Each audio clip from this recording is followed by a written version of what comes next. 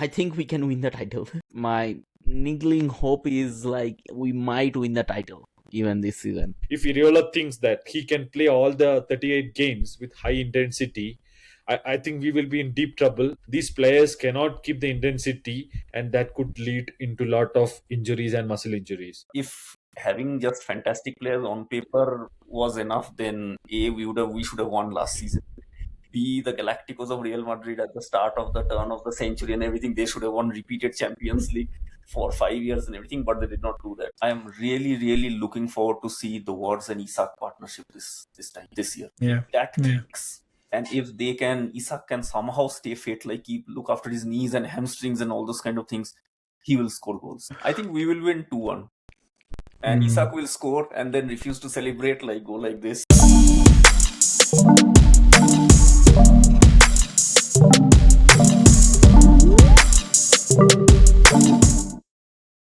Hey all, welcome to another episode of Chai and Clean Sheets. This is me, Sheik, and with me is Jins and JD, and hopefully Vivek will join us later. So here we are, the start of the season. I've been telling you guys last season, I cannot wait for the season to end, but now here we are, 60 days after the season ended, after the World Cup, feeling refreshed, and I am ready to go for another season and ready for another 60 games of Liverpool Football Club that starts this weekend at Newcastle. Hopefully in association with Amazon Prime now. Yeah, we got like a 40% of the owners handed over to Jeff Bezos and the consortium. So in association with Amazon Prime, Liverpool FC in association with Amazon Prime, we should say. So yeah, so let's get straight into the podcast. And before we do all those things, I would like all our subscribers to do all the things we want you to do with YouTube. So again, like, share, subscribe, and then give in all your comments, your takes, and then if you agree or disagree with us, and you can also let us know on what we are doing well and what we are not. So let's get into the podcast. And this week, let's start with.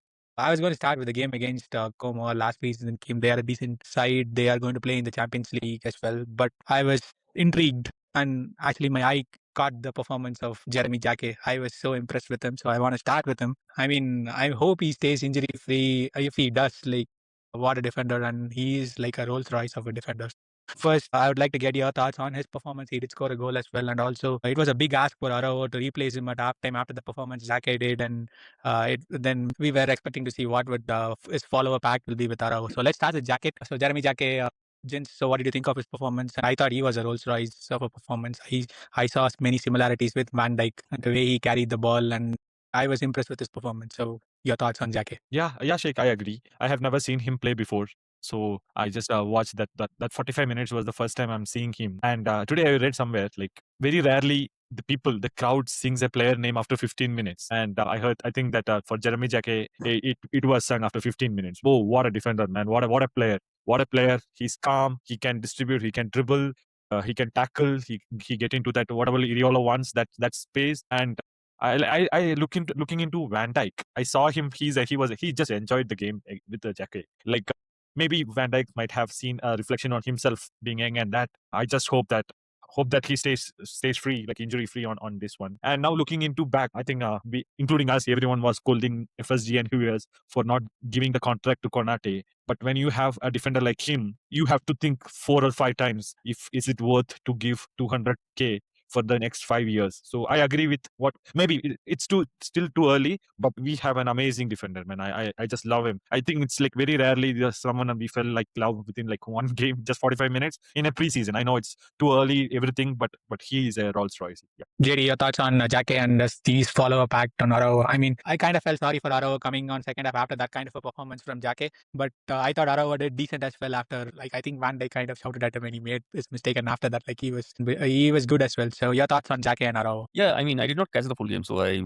saw mostly highlights, clips, and all those kind of things. But Jacquet, he looks smooth, man. He looks smooth. Like, that's the first thing. Like, anytime he was on the ball, like, some players radiate a sense of calmness and you get that sense of confidence when you just look at them. Even if they make mistakes, like prime Van Dijk, like even if they make mistakes, you feel like, okay, yeah, he's going to make up for it. Jacquet gave me that feeling. He was supreme, and I think you mentioned Rolls-Royce, that is perfect. But once again, we have to remember, like, this was a friendly game. I don't think he has played a competitive game for more than 45 minutes since beginning of this year, Jan, Feb, something like that. So yeah, I think from Feb he was out like 6 months. He completely lost it. So yeah, so we have to keep those things in perspective as well. But I mean, from whatever little you've seen, wow, that was amazing. I mean, but yeah, once again, I would keep some reservations because once again, he hasn't played fully and all those things coming back from anything. Araujo, I mean, it was interesting, but one thing I felt is like one thing, this is just looking at him play and everything. He seemed to be enjoying his time. Like he felt like I could feel like he was comfortable in the setting that he was there. I mean, those little mistakes and when like shouting and all those things, he felt comfortable, which I think is good for a player who's coming on loan. You don't want them to be tense. You don't want them to like always thinking like, oh, I'm on loan, I'll go back tomorrow and all this kind of. You want them to settle down and everything. And I have the feeling like, once again, depending on Jacket's fitness situation and everything, Araujo might actually get to start some games as well, depending on how things evolve and everything. So I'm actually looking forward to a defense right now. It actually feels very settled with Araujo and seeing Jacket's performance. Yeah.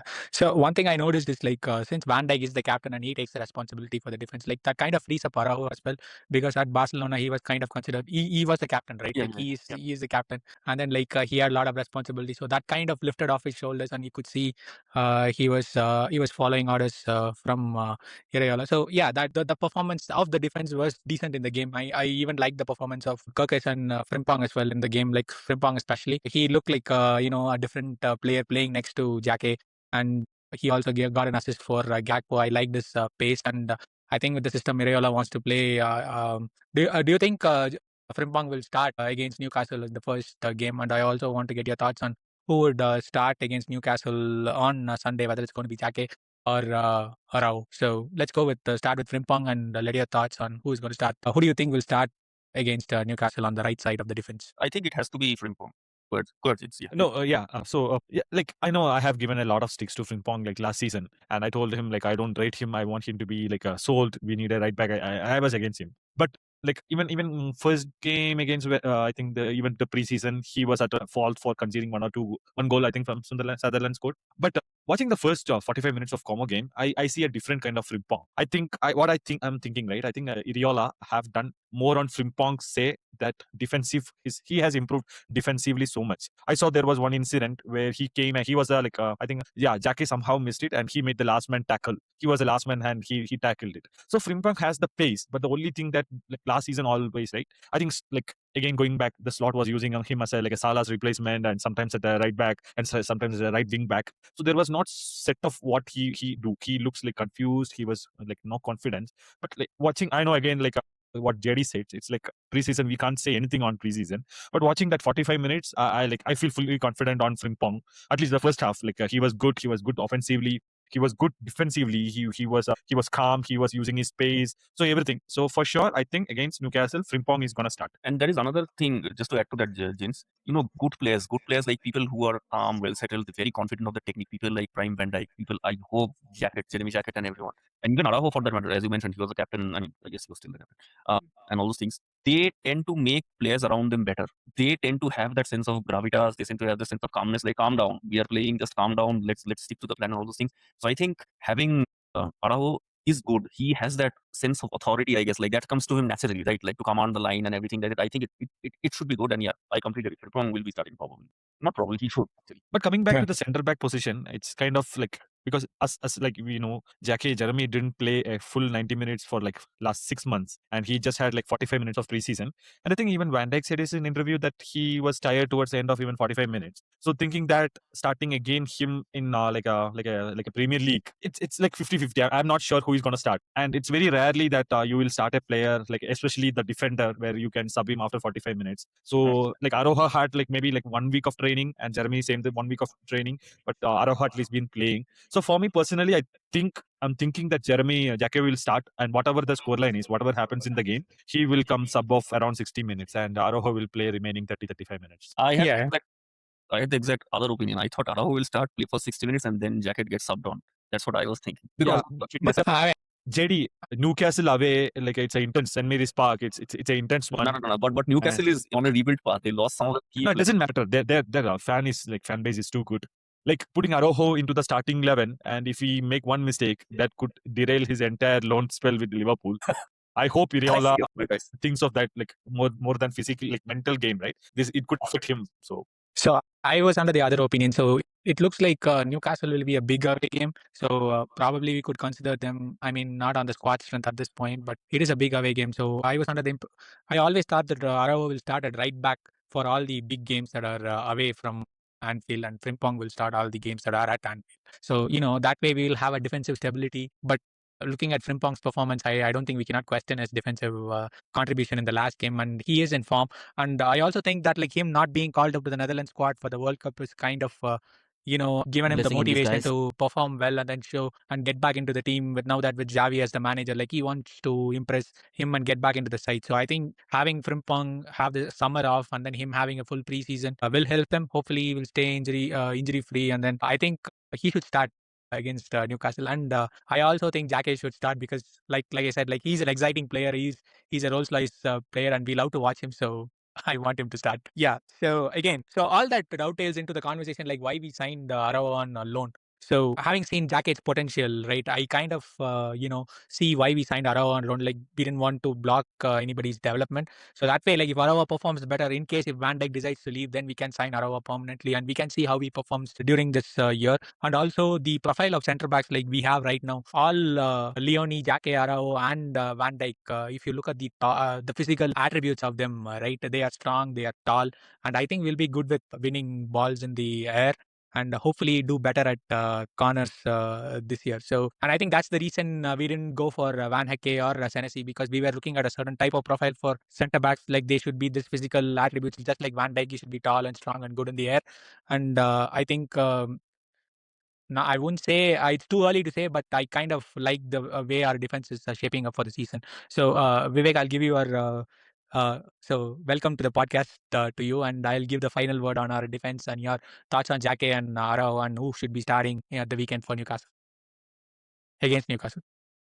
I don't think whoever starts, I don't think they will be subbed off. So at least they will get 90 minutes. I mean, anything can happen, right? On the day, it's a very tough away game, even with their depleted squad, their fan base, their stadium energy. It will make life difficult. But Vivek, to your question, like Jeremy Jacquet hasn't played 90 minutes from February. Yeah, So, I know. like from And that is he had just like 45 minutes. Putting him 90 minutes an away game like Newcastle, I don't know. Yeah, that is the reason I think Araujo will start. Even though Araujo only trained with us like for 7 days, same for Jacquet, right? And I think Araujo has that experience to go into this kind of big games. I mean, I know he can make mistakes, but I think that is the starting lineup for me. I think Araujo and Van Dijk will play as center back, and then Frimpong will be on the right, Kerkez will be on the left. I think that is the defense we are going to go with. So among us, like it's like 50-50. Me and Sheik thinks Jeremy will start, so that's good. No, Newcastle cannot, plan. I didn't say he should start, but I like to see him. Like he was exciting to see, and I want him to. I want to see him, so that's why I want him to start. It's again. Iraola will manage his minutes. So yeah. So moving on. So this topic of Fabinho has been doing rounds recently. So after letting Fabinho go, we haven't replaced him properly. It's been a constant complaint from our fan base and also from our very own Jins. So let's get into it. So having seen the games in preseason and with the Iraola plays, right? It's mostly what I see is 4-4-2 with Wirtz and Isak, exchanging position up top, and it's a double pivot of Gravenberch and Sobosli. And Iraola has given specific instruction to go man to man to the opposition midfielder. So every time we see the game in your defensive presses, they both go and latch on to one of the opposition midfielders. So, if let's assume Fabinho is playing as one of the pivots, do you think we will have the same problems even if we have a prime 18-19 Fabinho playing in our side? Wait, did I miss something? Where did Fabinho came from? Yeah, it's a trend that is going on that we have not replaced Fabinho in the system, and everybody is calling out for a signing. DM especially. Jerry, I'll put that question to you. Will a prime Fabinho or even a very good, decent midfielder, a DM, will do well in the current system and will solve the problems that our fans are saying we have? Yeah. Speaking of fans, Jins was the only one I did not have to think twice before writing his bio on the website. I just wrote it. So, I don't know. I mean, on a more serious note, I mean, just looking at Iraola's 3 games, preseason and all those kind of things and what he did in, I doubt a pure CDM will solve the problem, or a pure CDM will be able to. Simply because, in the classic Klopp model, or even like if you had Caicedo, Lavia, whoever it is, like whatever like classic CDM we can think of, Iraola's system, in short, moves a lot. Like it keeps moving. Like you keep chasing. I don't think a pure CDM would have solved the problem. It's more a matter of shape. It's more a matter of the team knowing each other and what the system is and playing within that system and knowing each other's roles very clearly. Yeah, in short, yeah. I don't think it would have solved. But I'm very, very curious to see how we actually, because Jins mentioned one thing on the WhatsApp, right? Like we are opening up our midfield very, very quickly. Like once the transition, opposition start the transition, the midfield just opens up like a gap, and the defense is kind of left like unprotected, like to place one-on-one duels and that kind of thing. I'm sure like if we are noticing, Iraola has noticed it, or Iraola will be taking action. So, Right. So to counter that, so that's why we play man to man in our defense, right? So even the way Jacket and Araujo chase even Van Dijk, right? So there is a 9 and there is a 10 in the opposition team. Every time 10 or a 9 ran backwards to their own half, Araujo and Jacket went with them to their own half just to cover the space, or just to put pressure on him getting the ball and turning. The way I think is like he's playing 4-4-2. He's specifically asking Sobosli and Gravenberch to latch onto one of the players. It's again, that's his way of playing. So even when Klopp, when we started, like he started like that, man to man, he go press, like don't care about what is behind you. Make sure that the pass doesn't happen in the first place. So that's where the timing and the pressure and getting to play with each other, getting to play the system more. We will get to it, but there will be some teething problems, and that's where this can a CDM fix these things? Can a CDM run back and recover the ball? If he is So one thing again with all those CDMs is like they play in a 3-man midfield. So even when we played Fabinho, there was always Wijnaldum and Henderson with them. And Fabinho was not asked to cover like end to end. He was asked to cover small spaces. And another attribute of Fabinho is like he can tackle well. Other than his recovery, he also passes the ball in short spaces. So that's another attribute. You need a 3-man midfield for that to work. So here he's playing a 2-man midfield, asking him to go man to man. But my personal opinion, us buying a CDM, a pure CDM won't solve it. I am okay with us buying somebody who can sit on the base of the midfield. Trey Nyoni is a kind of a player which kind of do that. He can sit at the base of the midfield and then, intercept. He can position himself in a way that, there won't be quick transitions. So that's what I feel. So I'll just add one thing over here, Sheik. I think that this is might be controversial, but I think sometimes we tend to over-index on a particular role or a particular position. It's not the role or the position that works the system. It's the players and the capability that they have that allows the system to flourish. So we need to see how it goes. I mean, like with the Iraola system, the first, at least I think 5 games will give us that picture. Yeah, Jins, you're seeing something. No, I was saying that I agree. Both of you guys said, like Sheik and JD. A player like Fabinho will not solve the issue that Iraola have. But the problem that I'm seeing, right, not all 38 games we will go that high intensity, high press games, right? So say we are going to away to Stamford Bridge and we are leading 1-0. Now time is like 75th minute. What do you want? What I want is what Sheik said. I don't want a Fabinho. I want some kind of like what Trey is doing, what Watton can do, who can sit in the base, receive the ball from defense, shield the defense, and distribute the ball. And again, I agree that a Fabinho kind of CDM will not help this Iraola system. But again, 38 games, it's not going to be like that. We need some games where we need to control 1-0 win. With this current, I'll give you an example of what is happening. Like, okay, now the Como game, it's fine. Couple of times I have seen Sobosli gone beyond Wirtz and Isak to press their keeper. So, and Wirtz and Isak was a little bit behind, and Sobosli is the first man pressing them. And 3 or 4 passes, they overcome Sobosli, and also Wirtz and Isak was like a no man's landing. That just leave Gravenberch and all the defenders out there. So, what I would like to see is like I'm okay with Gravenberch and Sobosli, but the problem is like these two does not have a discipline of a topper, like a double pivot. When you say double pivot, you know when to go up, when to press, and when to support your defense. I know like with working with Iraola, this could come. I still feel that these two players have almost the identical profile. We need someone with a different mindset where he could come and he could spring the passes. Against Como, even like first 10 minutes or something, which was not even receiving the ball because Sobosli and Gravenberch was doing back passes, side passes, and they were not able to get the ball first time to Wirtz. Like we were saying last time, right? Even with Slot. Then I saw like around 10 minutes or 9 minutes, which has to come all the way down to receive the ball because no one is looking into first time for him. So like a Fabinho role will not help it, but like a mature Trey could have seen Wirtz like n number of times. A Watton could do. So these are some kind of thing. And also I need someone even Van Dijk is like very offensive minded defender, Alisson. Sobosli Gravenberch, all these players, that's like too much of offense minded. So when we lost the ball in opposite half, what needs to be done and who needs to follow up, and the player needs to understand it. Okay, if I go, that is like only 4 defenders behind me, so I will stay in a position to shield my defense. So I think like a different kind of profile is needed for our midfield. That's my take. Yeah, I see your point about Sobosli and Gravenberch, and I think what you say is valid. But I believe the system, once they learn and properly execute it, like along with others, I think it will naturally come to them. And yes, I kind of saw what you said with Sobosli, because he is, when he goes into pressing somebody, he doesn't fully commit to it once he gets near them. So do you think Alexis McAllister and Wataru Endo can do a job when we are in the lead to protect our defense, and they can set at the base of the midfield? And I also think we will sell Curtis Jones. I think that's going to happen. And do you think the backup of Trey, Nyoni, Alexis McAllister, and Wataru Endo can do a job when we are in the lead and come back and stay at the base of the midfield?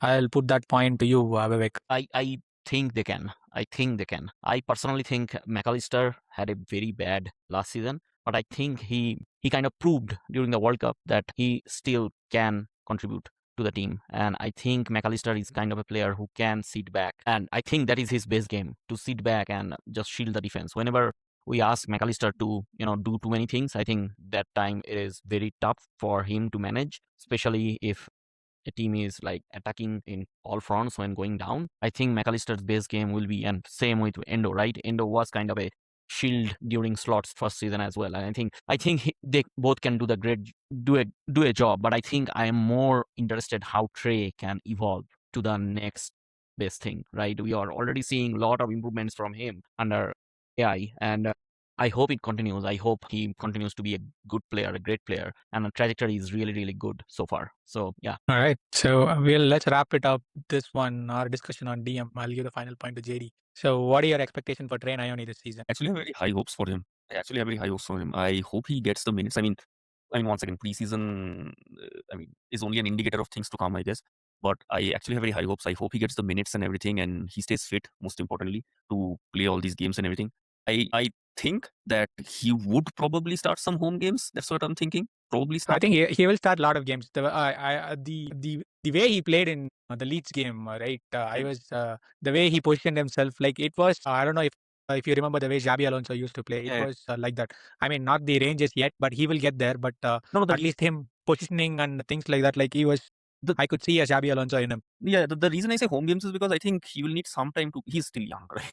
Yeah, he will need some time to just gel in, be in a comfortable environment and everything. And away games can be a tricky proposition. He might actually play some of the away games in Champions League, depending on what groups and everything. What group, and all those things. But I think he'll get there. But I have very, very high hopes of him this season. Yeah, let's go. We are all backing you. All right, so let's get into our next segment. So I would like to get your thoughts on where our Liverpool can finish this season. The last season, right? I thought we had one of our worst season. Everything that was supposed to go wrong went wrong. So in spite of all those things, we got 60 points and finished fifth. 60 points. Okay, and I generally feel I feel that this team is capable of more, and I am very sure that at the minimum we should be hitting 72 points this season. And I feel our starting 11, just the starting 11, not the squad. Our starting 11 is a match for anybody in this league, even Arsenal, I would say. We have quality in Wirtz, Isak, Van Dijk, Alisson, Sobosli, even the performance of Jake, Araujo, the experience, the talent. If we sign Barcola, and if we have Rio as well, and our starting 11, 12, 13, we could give a competition to anybody, and I would say like we are in the top 3 for the first 13. So I believe like we could get at least to 72 points. So that means like we need to win at least 22 games, and I think we can do that, and that would easily put us in top 4. And to win the title, you have to go to 28. So again, I don't know how our team is going to perform during the January time period when the games come thick and fast.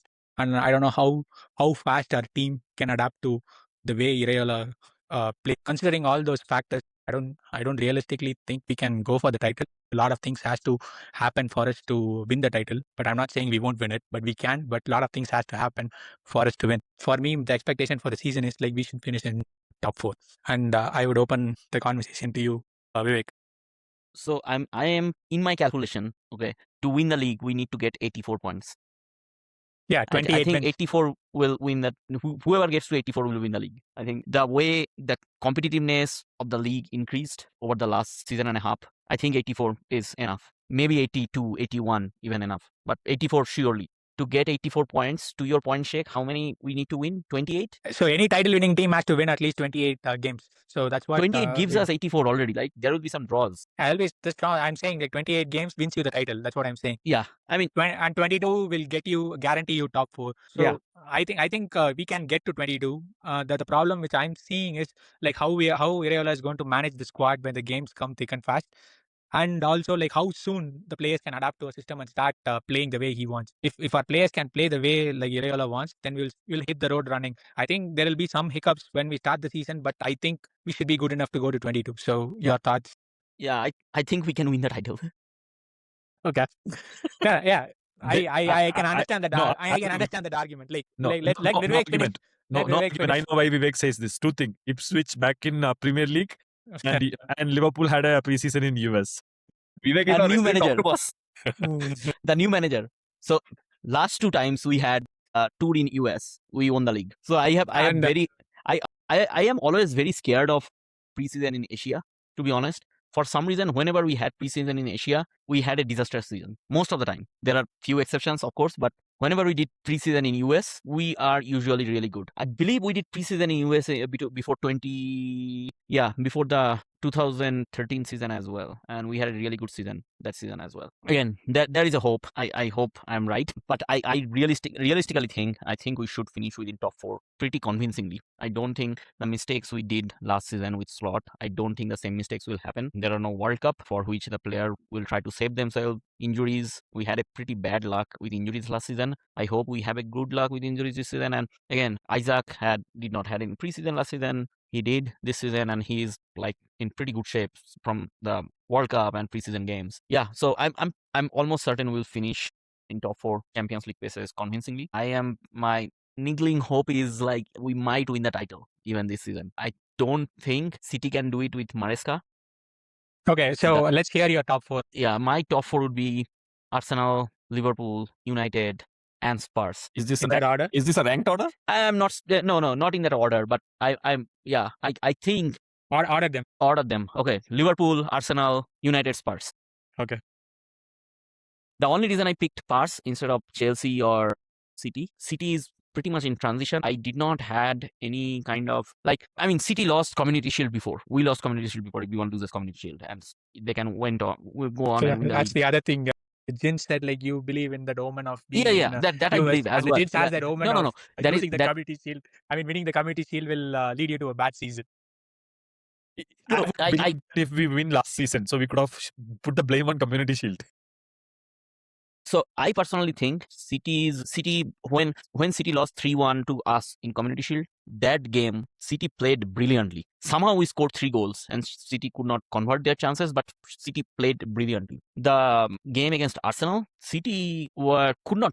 It felt like I am watching Liverpool from last season. They could not create any chances. Haaland was completely out of any service, and City's defense was I would not say all over the place like us, but there are so many gaps in City defense. Arsenal was pressing. Arsenal did not press like that to us last season at all. I don't feel City has the squad to win or even finish the top 4. After Pep left, there will be a period of transition, and I don't think Maresca is the right manager to lead that transition. I mean, maybe he's the right manager to lead the transition, but maybe he's not the right manager to take that squad and immediately make them champions. Again, I can eat my words. Haaland can have a brilliant season. He can do that. He's that kind of player. But I did not see anything from that Community Shield game which can make me believe that.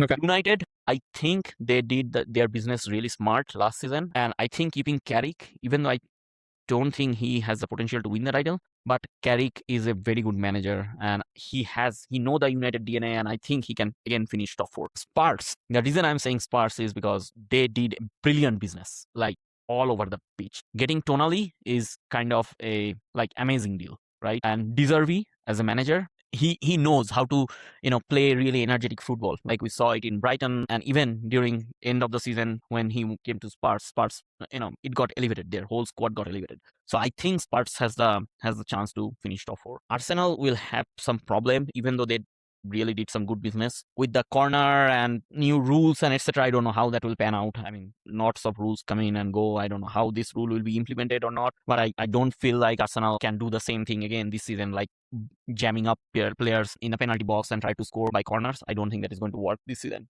At least that is my opinion. So yeah, that was my top 4. Okay. So before we move on to Jins and JD, so I will just give my thoughts on top 4 as well. So I think Arsenal are the team to catch and team to beat. I think they will be strong. So the only concern I have about Arsenal is like they've been going head to head with in the title race for the past 4 seasons. So when that happens, by the law of averages, even the great teams of Jurgen Klopp and Pep Guardiola, when they go like back-to-back seasons at that kind of intensity, they are bound to have one season where they completely drop off. So I feel like this will be a season for Arsenal, but they still have a strong team and they should be the team to beat. So I am putting them first for now. Like you said, we have to watch out for what they spot in the new corners, because that's the way they score. It is, if you look at the XG from open play, Brighton had more XGs from open play than Arsenal. So they have not addressed that at all. I don't think Gyökeres is not the striker for them, and he is so bad. And it again relies on the fitness of Rice, and they are just one injury away from for Rice from a bad season. They are already don't have Saliba to start the season again. So again, it all factors in, but I still feel like they have enough. I mean, I hope they don't finish first, but I think they are the team to beat. So I'll put them 1, and I think Chelsea will finish second. Xabi Alonso is a title winner with Bayer Leverkusen. He finished ahead of the great Bayern Munich in Bundesliga. So I think there is some potential in them, and Chelsea has a deep squad. They have a lot of players. They have like 2 different squads, not 11s, squads to play in multiple tournaments, but they're not playing in multiple tournaments this year. They at the max, at the minimum, they can have 40 games. If they try to do something about the cups, they might go have some 46 to 48 games. But that again, I see Alonso as a good manager, has a title winning experience, has a decent squad, and I think they will finish second. And I think I had City as third, but I didn't think Rodri will make the move, but he didn't make the move. So I'm going to put Liverpool third and City fourth. And yeah, I don't agree with your point that United did good business. They are trash still. And I saw the game between AC Milan and United, and they were so bad. They still have Maguire at defense and Luke Shaw in the defense, and I don't think that's going to work. I have a theory. I also think Bruno Fernandes is 1 year older as well, so I don't think he's going to have the same season like he had last season. So I don't think United is going to finish in top 4, maybe 5th. So I have a theory why they played so poorly against AC Milan. They saw Amorim in the dugout and they forgot how to play. I thought they'll be riled up to play against Amorim, but they failed miserably. I watched the game. Like the Amorim and AC Milan, they schooled the United, man. They schooled has United. no They were answers. It could have been 6 or 7 unless that saves from Lamens. I'm telling you, Amorim with AC Milan had like 2 draws with pretty like bad teams. Like I would not say bad. Chelsea beat them 3-0 or something, right? Before yeah, that. like if Chelsea beat them, they did draw against forgot the name, but very like mid-table Italian team. Yeah, like, and still, in spite of all those things, United lost to them, and actually AC Milan schooled them. So that's why I think United are not stronger. And with the addition of Champions League, I don't think they are in a good position with their squad. So, and I think Yuri Tielemans is not the player they need, and he's 1 year older and he's 29. I don't know if he's going to play well in United. So we'll see. I don't think they are going to even prioritize UEFA Champions League. I mean, they will play 8 games, right? I don't think they will care if they finish 24th or 26th in Champions League. I think they will be happy. No, that's the thing with United. Like, if you perform badly in any of the game, their fan base thinks like it's doom and gloom, and the whole pressure will fall on the United players. So that's the pressure of playing for United. So that will reflect on their league form as well. So the problem with United is the moment they lose games, their dressing room becomes toxic, their squad becomes toxic, and the whole thing happens. So that's Rashford back? Is Rashford back in United? Rashford is back. Oh my goodness.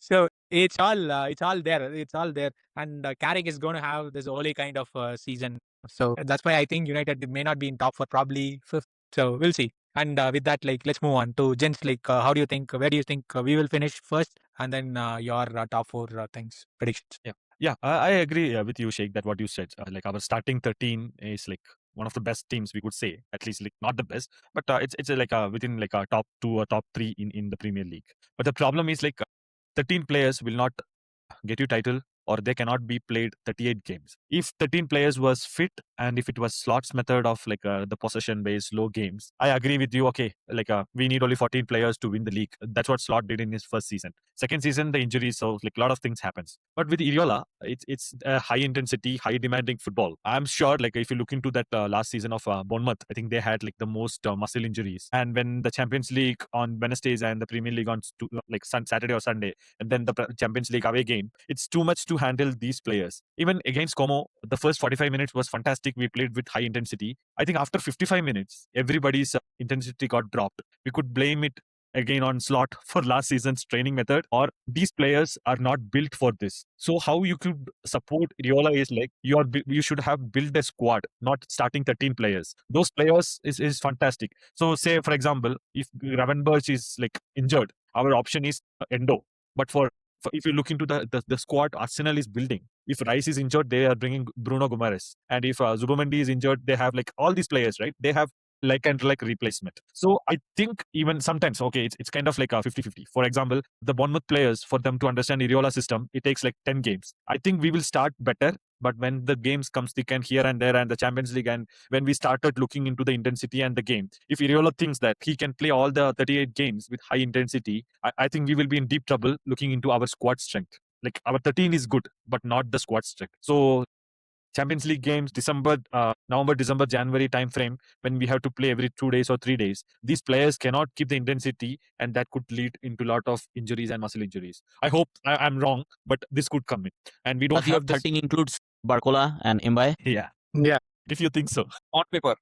On paper, yeah. I think we will get. We will both. sign Barcola. Yeah. Yeah, at least Barcola. So yeah, coming back, this is what I think will happen for Iraola's method. I hope that he doesn't treat Bournemouth Liverpool as a Bournemouth team. He needs to adapt this to a different team, because the other opponents also will be different.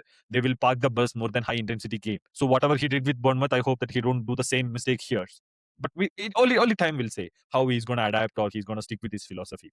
Coming back to my top prediction, I still think Arsenal is the team for this season, and they will wrap the league 36 games. So by 36 games, the league will be done. And coming back last season, they didn't had Saka for most of the time, and even Havertz was injured. But still, they had the other ways to score the goals. So once these players are Not there, other ways, just corners and set pieces. So that's it. whatever it is, right? So I think with these players, they will be more open because they are a good, they are an excellent team, and they start without a handbrake, right? They always play with a handbrake on. If they are not there, the fluid game, they are good on it. I think last 4 seasons they did it and they didn't win it, but yeah, still again with the addition of players, when I look into the Arsenal, right, that is the best squad I would say in the entire Europe. And replacement. It's not about superstars, but all these players. If they take Odegaard out, they can put Eze in. So I don't think any of the top teams can do such a replacement. For them, the left back is Calafiori, and then if he's injured, Hincapié. So all these two are good players, Ben White and Timber. So all these kind of players. So they have replacement. Their squad is built for this. It's not just the 13 players, but the entire squad. So I still think Arsenal will finish first, and Chelsea with Xabi Alonso and no European football. It's a once a game week. So I saw a couple of their. I didn't see any preseason, but I saw the goals, and here and there, the fluidity looks good on them. And third one, as Sheik said, I also put Maresca City into it. But looking into the Community Shield, they look so bad. So the problem, they lost Bernardo Silva and they lost Rodri. Pep, all three took on the same season. They were the core of their team, right? How much of dedication these Rodri and Silva put into the team? It's not. I don't see them. Anyway, I'm sure with that Community Shield lost, they're gonna bring 300 million of players. So I think the body from Morocco. So if they sign Enzo Fernandez, I would put them third. But if not, then it'll be fourth. Yeah, I'm sure they will sign Enzo Fernandez, and also they might go for the Moroccan 19-year-old kid. Buhari, Yeah. So yeah, they will do it. So I still think they will finish third.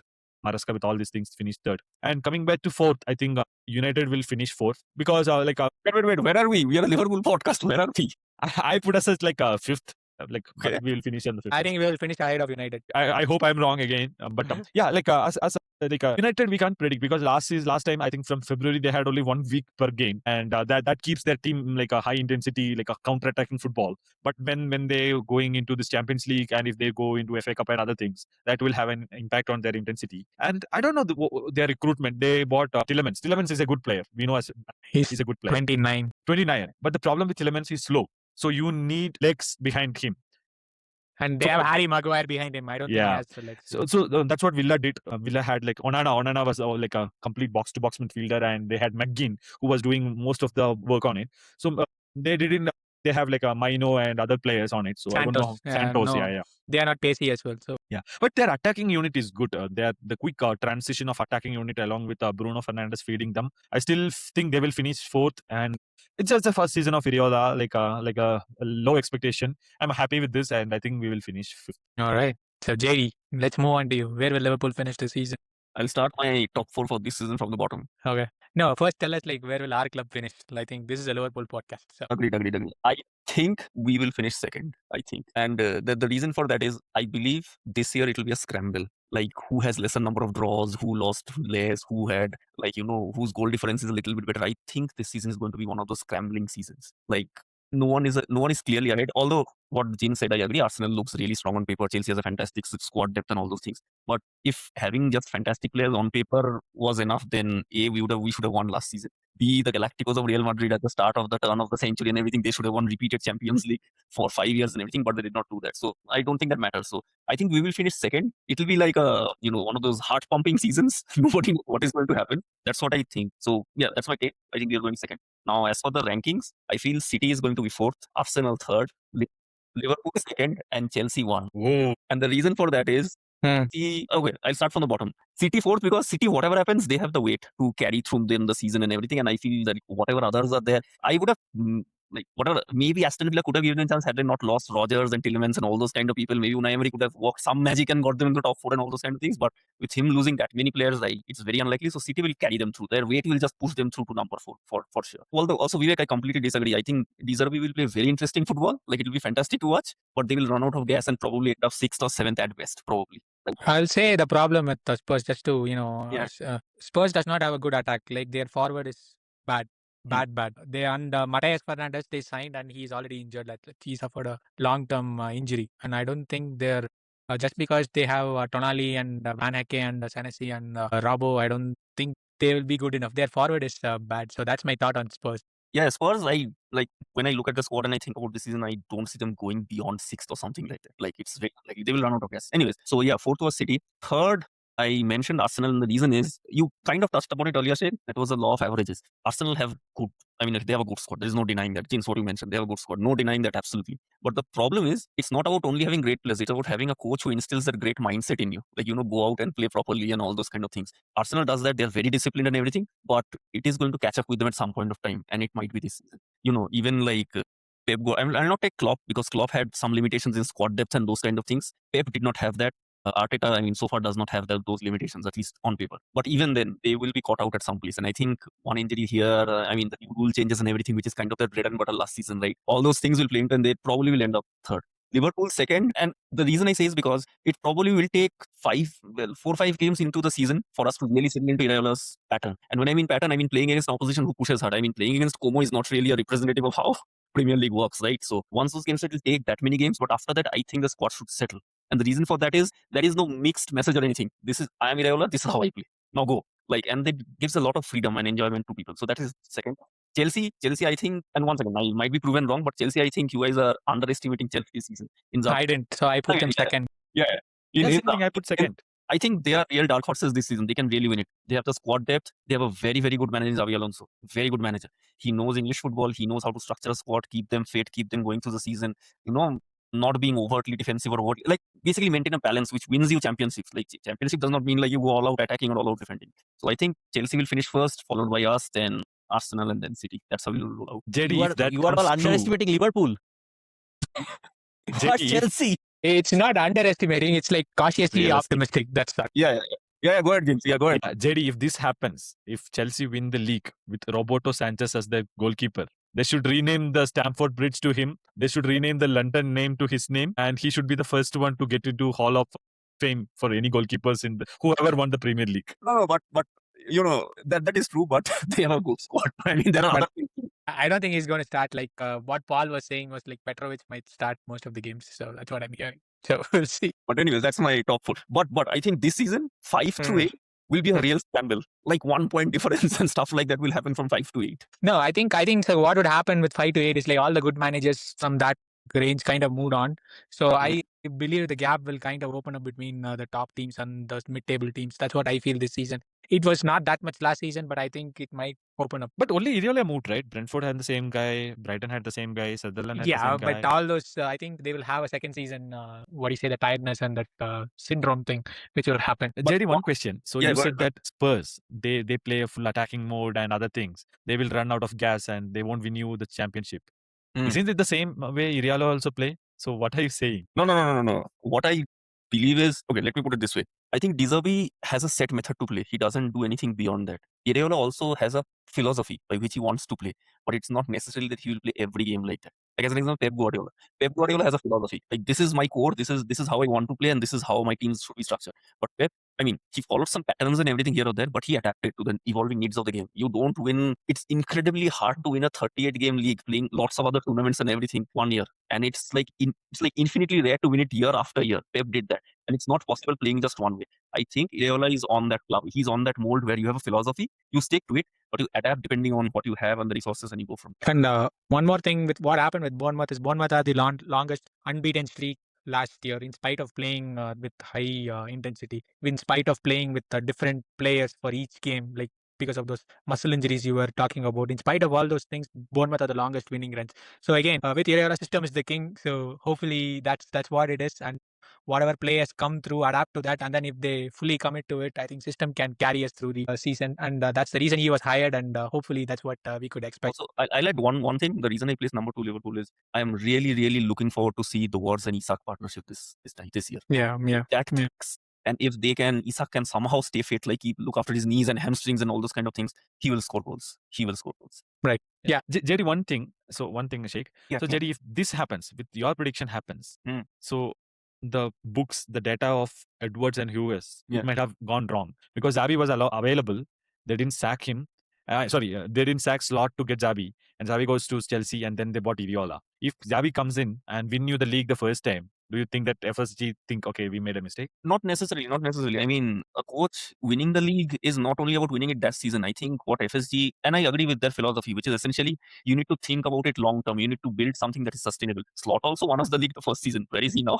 So I don't think that matters. It's like who can build up us for the future. And they think Iraola can be that person who can bring out players from the academy, nurture them, and set up the club for the next 5 years, 6 years, or seasons, essentially. He can do that. It's a good thing. And I actually agree with them. That might be possible. Xabi might be fantastic with Leverkusen. He had all these young stars in Wirtz and Frimpong and so many others guys, right?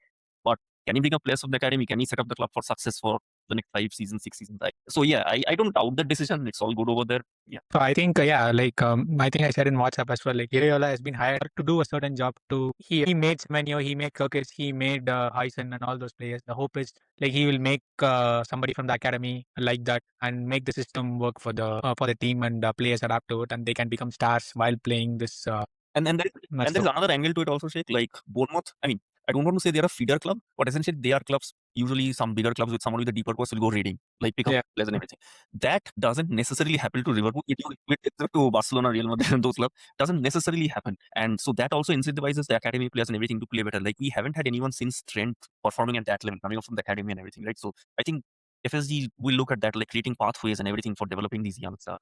Yeah, that's the hope. So I think we're well over time, so let's wrap this up, and let's wrap up with the prediction for the Newcastle game. Considering Newcastle is should we play a prediction game for each of the Premier League games over the weekend, and at the end of the next podcast we can do a tally, like how far are we? Yeah, okay, that's fine. We can do that. Like you can post your predictions in WhatsApp and we'll tally it. We'll go with the next one. But for this thing, so let's a little bit talk about Newcastle. So Newcastle at this point are in a mess. They have a new coach. They don't have a proper midfield. Voltamada is not that great. But still, we are going away to St. James's Park. It's a Sunday, 9:30 a.m. Kickoff our time. So your predictions, Jins, for the game, Newcastle versus Liverpool, your score? I think it will be a 1. No, Jerry.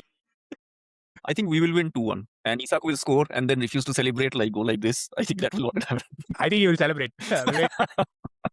I think it will be 3-1 to us. No, okay.